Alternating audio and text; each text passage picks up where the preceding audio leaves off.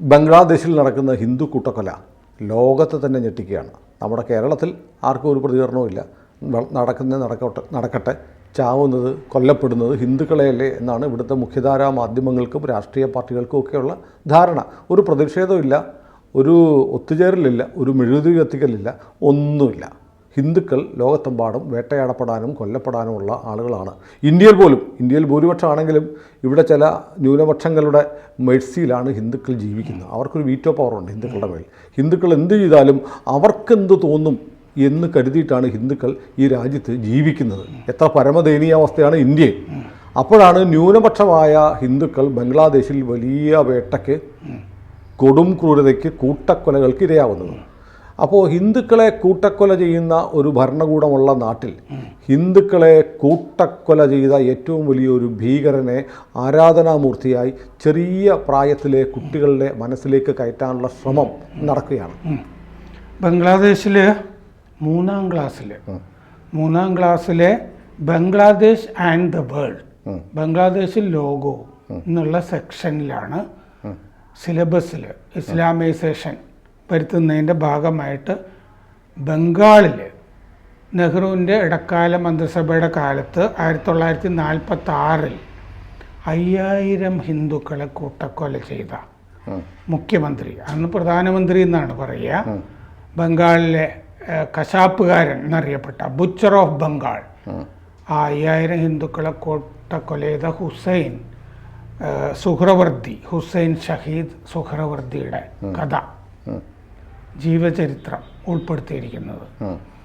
ഞാൻ ഈ സുഹ്റവർദിയുടെ കാര്യം എപ്പോഴും ശ്രദ്ധിക്കാറുണ്ട്. സ്വാതന്ത്ര്യ മർദ്ദരാത്രിയിൽ പുസ്തകത്തിലുണ്ട് ഇയാൾ നടത്തിയ ഹിന്ദു കൂട്ടക്കൊലകളൊക്കെ. ഈ ഭരണകൂട ഭീകരത എന്ന് പറഞ്ഞിട്ട് ഈ ലെഫ്റ്റ് ഉണ്ടല്ലോ, കപട മതേതര ഇടതുപക്ഷം എപ്പോഴും പറഞ്ഞുകൊണ്ടിരിക്കുമല്ലോ ഭരണകൂട ഭീകരത ഇപ്പം നടക്കുന്നു എന്നൊക്കെ പറഞ്ഞിട്ട്. ഇന്ത്യയിൽ ആദ്യത്തെ ഭരണകൂട ഭീകരത ഈ ഹുസൈൻ ഷഹീദ് സുഹ്റവർദി നടത്തിയതാണ്. അത് ആരും അതേപ്പറ്റി മിണ്ടാറില്ല.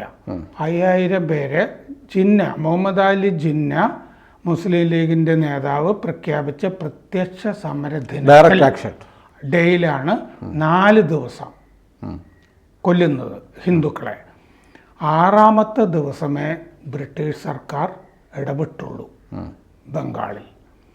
ഇത് 1946 ഏപ്രിൽ മുതൽ 1947 ഓഗസ്റ്റ് വരെ ഇയാളവിടെ പ്രധാനമന്ത്രിയായിരുന്നു ബംഗാളിൽ, സുഹ്റവർദി. അവിഭക്ത ഇന്ത്യ. പക്ഷേ ഇത് മറ്റേ ബ്രിട്ടീഷ് അതെ, മറ്റേ വിഭജിച്ചു പോകുന്നൊക്കെയുള്ള രൂപമുണ്ട്. പിന്നെ ബംഗാൾ ഒരു മുസ്ലിം ഭൂരിപക്ഷ സംസ്ഥാനമാണ്. കൽക്കട്ടയിൽ ഹിന്ദുക്കൾക്ക് ഭൂരിപക്ഷം. അങ്ങനെ കുഴപ്പം പിടിച്ചൊരു സംസ്ഥാനമായിട്ടാണ് ബംഗാൾ കിടന്നത്. അപ്പോൾ കൽക്കട്ടയിലെ ഹിന്ദുക്കളെ കൊല്ലണം, അതാണ്. അപ്പോൾ ഭൂരിപക്ഷം വന്നോളൂ. 1956-57 ഇയാൾ പാകിസ്ഥാനിൽ പ്രധാനമന്ത്രിയുമായിരുന്നു. കാരണം വിഭജനം വന്നു കഴിഞ്ഞപ്പോൾ അങ്ങോട്ട് പോയി. അപ്പോൾ ബുച്ചർ ഓഫ് ബംഗാൾ എന്നാണ് ഇയാൾ അറിയപ്പെടുന്നത്, ഈ ഹിന്ദുക്കളെ കൊന്നതുകൊണ്ട്. 1946 ഈ കൂട്ടക്കൊല മാത്രം അല്ല, ഒക്ടോബറിൽ പിന്നെ നടക്കുന്ന നൗഖാലി കൂട്ടക്കൊല, അതും ഇയാളുടെ നേതൃത്വത്തിലാണ് അവിടെ നടന്നത്. നൗഖാലിയിലേക്ക് ഗാന്ധി സ്വാതന്ത്ര്യം കിട്ടിയപ്പോൾ ഗാന്ധി അവിടെ ആയിരുന്നല്ലോ. അതെ, ആയിരുന്നു. 1943 അത് ആ സ്വാതന്ത്ര്യ അർദ്ധരാത്രിയിൽ അദ്ദേഹം ഹൈദരി ഹൗസിൽ, ഇന്ത്യക്ക് സ്വാതന്ത്ര്യമൊക്കെ കിട്ടുമ്പോൾ ഹൈദരി ഹൗസിൽ നിന്ന് ഗാന്ധി സ്വയം ചോദിച്ചു, എനിക്ക് തെറ്റുപറ്റിയോ എന്ന്. ഈ സ്വാതന്ത്ര്യ അർദ്ധരാത്രിയിൽ പറയുന്നൊരു ഭാഗമുണ്ട്, നമുക്ക് കണ്ണീര് വരും, എനിക്ക് തെറ്റുപറ്റിയോ എന്ന്. കാരണം സ്വാതന്ത്ര്യം കിട്ടുമ്പോൾ ഒരു സ്ഥലത്ത് കൂട്ടക്കൊലയാണ് നടക്കുന്നത്. കൂട്ടക്കൊല നടത്തിയത് മുഴുവൻ മുസ്ലിങ്ങളാണ്. ജിന്നയാണ് ആഹ്വാനം ചെയ്തത്. സ്വാതന്ത്ര്യം കിട്ടുമ്പോൾ 2 രാജ്യങ്ങളാകാൻ വേണ്ടിയിട്ട് ഇന്ത്യയെ രണ്ടാക്കാൻ സമ്മതിച്ചില്ലെങ്കിൽ രണ്ടാക്കുന്നത് വരെ ഡയറക്റ്റ് ആക്ഷൻ നടത്തി ഹിന്ദുക്കളെ കൊല്ലണം എന്ന് പറഞ്ഞത് മുസ്ലിങ്ങൾക്ക് വേണ്ടി മുഹമ്മദ് അലി ജിന്നയാണ്. കുറച്ച് പശ്ചാത്തലം ഞാൻ പറയാം. 1943 ബംഗാൾ ക്ഷാമം, ഇഷ്ടം പോലെ ആളുകൾ മരിച്ചുപോയത്, അത് സുഹ്റവർദിയുടെ നേതൃത്വത്തിലാണ് നടക്കുന്നത്.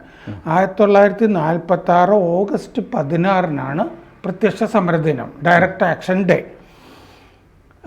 അത് മലബാറിൽ ഗംഭീരമായിട്ട് പ്രത്യക്ഷ സമരദിനം കൊണ്ടാടണമെന്ന് EMSൻ്റെ പ്രസ്താവന ഉണ്ടായിരുന്നു ആ കാലത്ത്. ഈ ഹിന്ദു കൂട്ടക്കൊലയ്ക്ക് അന്ന് ജ്യോതി ബസു MLA ആണ് അവിടെ. കമ്മ്യൂണിസ്റ്റ് പാർട്ടിയുടെ പിന്തുണയുണ്ടായിരുന്നു മുസ്ലിം ലീഗിന്. ഇതൊക്കെ ചരിത്രത്തിൻ്റെ ഭാഗമാണ്. ഇതിന് ഗ്രേറ്റ് കൽക്കട്ട കില്ലിങ്സ് എന്നും പറയും.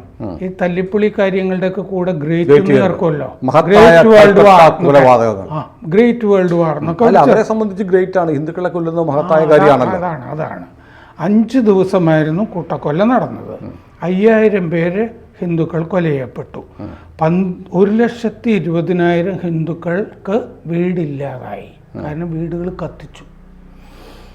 പ്രത്യക്ഷ സമരദിനത്തിൽ ജിന്ന പറഞ്ഞ എന്താണെന്ന് വെച്ച് കഴിഞ്ഞാൽ, ബ്രിട്ടീഷ് സർക്കാരുമായിട്ട് ലീഗിന് ഇനി ബന്ധമില്ല, ബ്രിട്ടീഷ് ഭരണഘടനാ രീതികളോടും ബന്ധമില്ല, ഇന്ത്യയെ വിഭജിക്കും, കത്തിക്കും എന്ന് പറഞ്ഞു. മുസ്ലിം നേരത്തെ പറഞ്ഞ പോലെ ബംഗാൾ മുസ്ലിം ഭൂരിപക്ഷ സംസ്ഥാനം. ഹിന്ദുക്കൾ 42%, കൽക്കട്ടയിൽ ഹിന്ദുക്കൾ 64%. മൊത്തത്തിൽ ഹിന്ദുക്കൾ 42% ഉള്ളൂ. കൽക്കട്ടയിൽ മാത്രം 64% ഹിന്ദുക്കൾ ഭൂരിപക്ഷം. അതുകൊണ്ട് കൽക്കട്ട കത്തിക്കുക എന്ന് മുസ്ലിം ലീഗ് തീരുമാനിച്ചു. ബംഗാളിനെ പാകിസ്ഥാനിൽ ചേർക്കുന്നത് ഹിന്ദുക്കൾ അനുസരിക്കണം. ബംഗാൾ പാകിസ്ഥാനിൽ ആണ് ചേരുക എന്ന് ലീഗ് തീരുമാനിച്ചു. ബ്രിട്ടീഷ് പ്രധാനമന്ത്രി ക്ലെമന്റ് ആറ്റ്ലി 1946 ജൂണിൽ ക്യാബിനറ്റ് മിഷനെ ഇന്ത്യയിലേക്ക് അയച്ചിരുന്നു. ഇതെങ്ങനെയൊക്കെ വേണം എന്ന് തീരുമാനിക്കാൻ. ഈ വിഭജനം കോൺഗ്രസ് നിരസിച്ചു, ഇന്ത്യയെ വിഭജിക്കുക എന്നുള്ള പരിപാടി. പക്ഷെ ജിന്ന സമ്മതിച്ചില്ല. 2 രാഷ്ട്രം, ദ്വിരാഷ്ട്രവാദം, അതിനെ കമ്മ്യൂണിസ്റ്റ് പാർട്ടി അനുകൂലിച്ചിരുന്നു. പോളിറ്റ് ബ്യൂറോ അംഗം G അധികാരിയുടെ തീസിസ് ഉണ്ട്. രാഷ്ട്രവാദത്തിന് സ്വയം നിർണയാവകാശം എന്ന് പറയുന്ന പരിപാടി ലെനിൻ്റെത് എടുത്തു വെച്ചിട്ട് കോൺഗ്രസ് സമ്മതിക്കാത്തപ്പോൾ അക്രമം നടത്താം എന്ന് തീരുമാനിച്ചു. അങ്ങനെയാണ് പ്രത്യക്ഷ സമരദിനം വരുന്നത്. റമസാനിലെ 18ാമത്തെ ദിവസമായിരുന്നു അത്. ബദർ യുദ്ധം ആരംഭിച്ച ദിവസമായിരുന്നു അത്. പ്രവാചകൻ ഖുറൈശികളെ പ്രവാചകൻ തോൽപ്പിച്ച ദിവസമായിരുന്നു അത്. പ്രകോപന പ്രസംഗങ്ങൾ ധാരാളം ഉണ്ടായി സുഹ്രവർദിയുടെയും മുസ്ലിം ലീഗിൻ്റെയൊക്കെ ഭാഗത്തു നിന്ന്.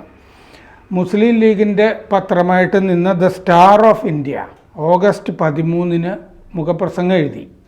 അതിൽ പറഞ്ഞു, റമസാനിലാണ് അല്ലാഹു ജിഹാദിന് നമുക്ക് അനുമതി തന്നത്. അന്നാണ് ബദർ യുദ്ധം നടത്തിയത്. അതാണ് അവിശ്വാസികളും ഇസ്ലാമിയും തമ്മിലുള്ള ആദ്യത്തെ യുദ്ധം. 313 മുസ്ലിങ്ങൾ ആ യുദ്ധം ജയിച്ചു. മെക്ക 10,000 മുസ്ലിങ്ങളുമായി പ്രവാചകൻ കീഴടക്കിയതും റംസാനിൽ തന്നെ. മുഖപ്രസംഗത്തിൽ പറഞ്ഞ അതുകൊണ്ട് നമ്മൾ പ്രത്യക്ഷ സമരദിനത്തിൽ അവിശ്വാസികളെ കൊല്ലണം. 16-ാം തീയതി രാവിലെ അക്രമം തുടങ്ങി. ജുമ നമസ്കാരത്തിൽ ഇതിനൊക്കെ ആഹ്വാനം കൊടുക്കണം എന്ന് ലീഗ് പറഞ്ഞിരുന്നു, സുഹ്രവർദിയും പറഞ്ഞിരുന്നു മൊല്ലാക്കന്മാരോടൊക്കെ. പോലീസ് ഇടപെട്ടതേ ഇല്ല. കൽക്കട്ടയിലെ കോളേജ് സ്ട്രീറ്റിൽ ബറാ ബസാറിൽ, അതായത് ബിസിനസ്സും ഹിന്ദുക്കളുടെ ബിസിനസ്സും ഷോപ്പുകളും ഒക്കെ കത്തിച്ചു. മുസ്ലിം മന്ത്രിമാർക്ക് പെട്രോളിന് പ്രത്യേക കൂപ്പൺ കൊടുത്തു, പെട്രോൾ ബോംബുകൾ ഉണ്ടാക്കാൻ വേണ്ടി. ഷഹീദ് സുഹ്രവർദി 6 ദിവസം കഴിഞ്ഞാണ് ബ്രിട്ടൻ ഇടപെട്ടത്. ഹിന്ദുക്കൾ പലായനം ചെയ്യുക. കാരണം സ്പർദ്ധ ഉണ്ടാകട്ടെ, വിഭജനം ഉണ്ടായിട്ട് ഇങ്ങനെ രക്തച്ചൊരിച്ചിലോടുകൂടി ഇന്ത്യ ഉണ്ടാകട്ടെ എന്ന് തീരുമാനിച്ചിരുന്നു. ഒക്ടോബറിലും നവംബറിലും പിന്നെ നൗഖാലി. മതം മാറ്റം, നിർബന്ധിത മതം മാറ്റം.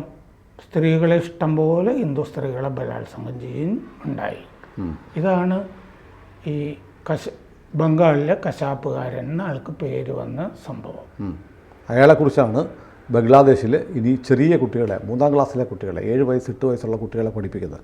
കടുത്ത വർഗീയവാദികളായി, ഹിന്ദു വിരുദ്ധരായി, ഹിന്ദുക്കൾ കൊല്ലപ്പെടേണ്ടവരാണെന്നുള്ള സന്ദേശം മനസ്സിൽ ഉറപ്പിച്ച് അവരെ വളർത്തുകയാണ്. ബംഗ്ലാദേശിൽ ഇനി ആരെങ്കിലും ബാക്കിയുണ്ടെങ്കിൽ അവരെ കൂടെ അടുത്ത തലമുറ കൊല്ലണം.